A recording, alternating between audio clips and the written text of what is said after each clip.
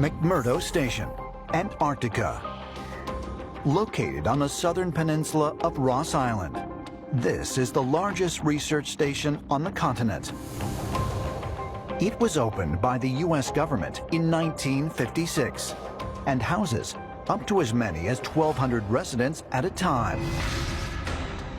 In January of 2015, a U.S. Navy flight engineer who served with the Antarctic Development Squadron at McMurdo for 14 years, came forward to investigative reporter Linda Moulton Howe with bizarre accounts of his time in Antarctica.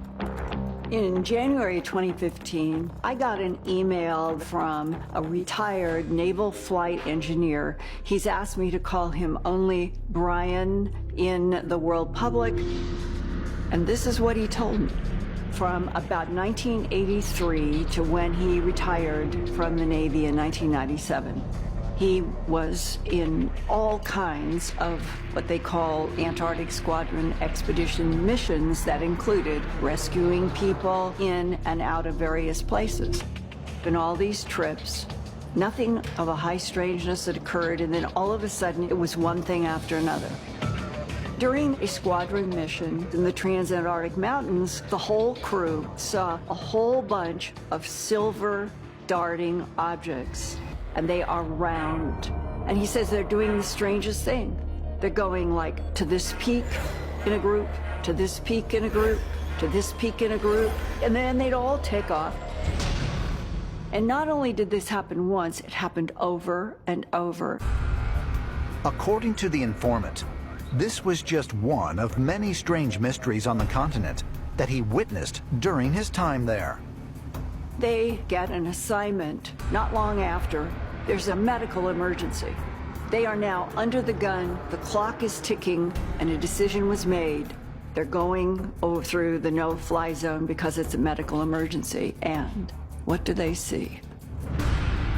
In the ice, like a huge entrance to a cave, but slanted going down. And he said, I think it was at least, Linda, 200 feet in diameter, a big hole in the ice. And he said, our instruments are not operating. We were losing electricity. We had magnetic anomalies. And we concluded there's something about this hole that is now causing these problems. They do their medical recovery, and the next thing they know, they're all being chewed out by men in suits that are not from McMurdo. They appear to be from Washington, D.C., and as he said, they told us that we are never, ever to fly over that hole, and we are never to discuss it again. What is that about? And does that have anything to do with all these other pieces that keep emerging? That there might be something archaeological in Antarctica. According to ancient astronaut theorists, this was not the first time a massive hole has been spotted in the ice of Antarctica. Famous polar explorer Admiral Richard Byrd allegedly reported seeing a massive entrance to an underground world during his 1947 expedition to the South Pole. Admiral Byrd made a lot of unusual statements, allegedly talking about a large opening at the South Pole that went deep inside the Earth, ice-free, and was inhabited by various sorts of aliens.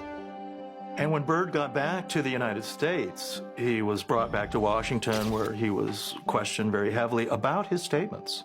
And allegedly he was told to stop talking about this.